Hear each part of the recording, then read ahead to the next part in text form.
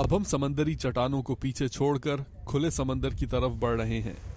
यहाँ से हमारा जहाज रुख करेगा बेयर ग्लेशियर का, जो अलास्का के सबसे बड़े और मशहूर ग्लेशियर्स में से एक है।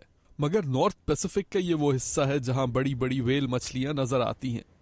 अभी ग्लेशियर करीब भी नहीं पहुंचा था कि अचानक जहाज में अफरा तफरी मच गई।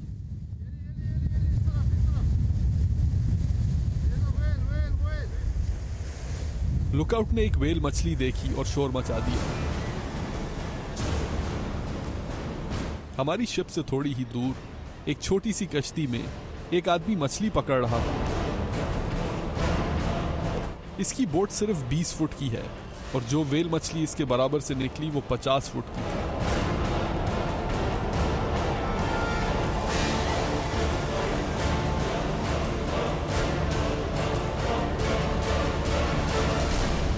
जिस व्हेल ने अभी सरफेस किया था ये हम्पबैक व्हेल कहलाती है और ये बहुत डीप डाइव करती है। इसी वजह से ये बताया गया है कि ये दोबारा इसके उसी जगह पे निकलने के चांसेस बहुत कम है। बेयर ग्लेशियर काफी करीब आ चुका है। ये जमा हुआ बर्फानी दरिया अपने एक किनारे से दूसरे किनारे तक 1.5 मील लंबा है। माहौलियाती तब्दीली की वजह से अलास्का के ग्लेशियर्स खतरे में हैं। साइंसदान ये जानने की कोशिश कर रहे हैं कि ये कितनी तेजी से पिघल रहे हैं। अलास्का का सफ़र तो अजीज़ आप अकेले कराए, लेकिन स्टूडियो में हमने आपको ज़रूर बुलाया है। ये बताएं कि आपने दिखाया कि ग्लेशियर्स पिघल रहे हैं अलास्का के। इन पिघलते हुए ग्लेशियर्स से और जो मौसमी तब्दीली है, ये हम्पबैक व्हेल्स पर भी कोई असर पड़ रहा है? हम्पबैक व्हेल्स आयशा ये वो जानवर है जो उस हद तक मुतासिर नहीं है जैसे कि पोलर बेयर्स हैं और दूसरी आर्कटिक की वाइल्ड लाइफ है। और उसकी वजह ये कि एक बड़ा अमेजिंग जानवर है, यानी ये समंदर के अंदर बहुत तवील फासले तय करने की सलाहियत रखता है। यानी आप देख रही थी कि ये जो व्हेल्स इस पैकेज में हमने दिखाई हैं ये हवाई से आई हैं। अब आप नक्शे में देखें कि हवाई किधर है और अलास्का किधर है, so that's one thing. The other thing that makes them amazing is कि ये जो हैं ये सीजनल फीडर्स हैं जो कि गर्मियों में इतना ज़्यादा खा लेते हैं और ये इतनी बॉडी फैट जमा कर लेते हैं कि सर्दियों में अगर इनको खाना नहीं भी मिले तो भी ये सर्वाइव कर सकते हैं। तो मुझे भी ये होता है कि मैं एक दफ़ा ग्रोसरी करके लाऊं और वेल्स की तरह जमा कर लूं। रमज़ान में मेरा जो है वो ये स्ट्रैटेजी होती है ये वेल्स वाली कि मैं जो है मैं अफ्तारी में इतना खा लूँ कि मैं जो है वो सर्वाइव कर सकूँ। तो नाजरीन ये वेल्स का सफ़र जो है आगे किस तरह से चलता है और इसमें हमें क्या क्या वाइल्ड लाइफ मिलती है ये देखते हैं। So let's watch the package.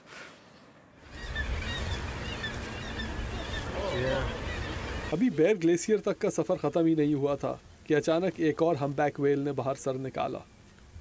हमारे जहाज़ के कैप्टन को ये फैसला करना था कि क्या वो ग्लेशियर का सफ़र जारी रखे या इस व्हेल का ताक़ुब करे। आखिर हम सब के इसरार पर इसने अपना राउट चेंज कर दिया और व्हेल का ताक़ुब करना शुरू कर दिया।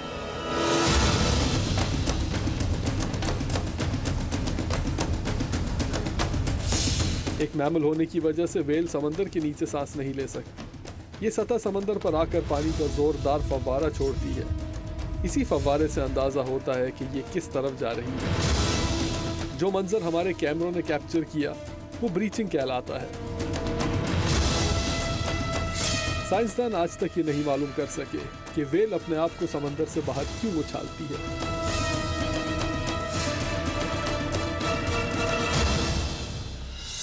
कुछ साइंसदान कहते हैं कि अपने जिस्म से गर्द गुबार साफ करने का ये एक तरीका है।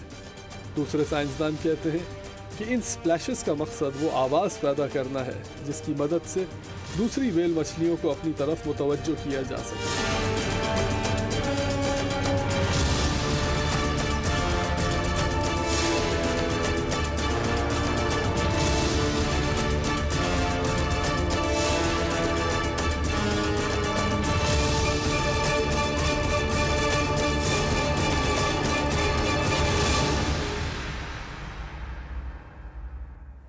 Okay, amazing animals.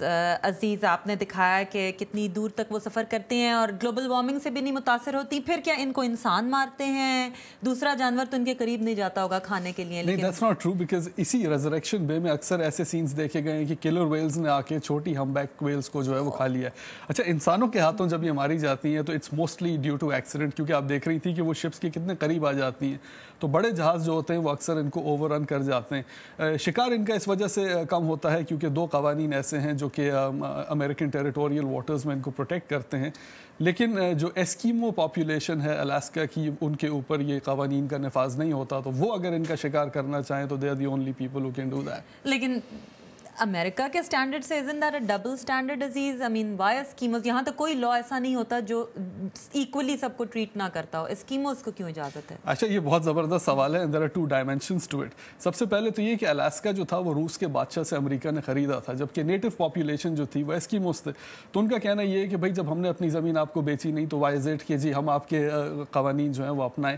So that is one thing. Then the other thing is कि अगर मुझे कोई कहे कि जी आप जो है आप वेल मछली नहीं है हमारे, तो बहुत सी इतनी चीज़ें जो मैं वाशिंगटन डीसी में खा सकता हूँ, लेकिन जो लोग आर्कटिक में सर्वाइव कर रहे हैं उनके ऊपर अगर ये कानून नाफिज कर दिया जाए कि आप आर्कटिक वाइल्ड लाइफ को हंट नहीं कर सकते, तो बहुत से इलाकों में तो पौधे भी नहीं उगते।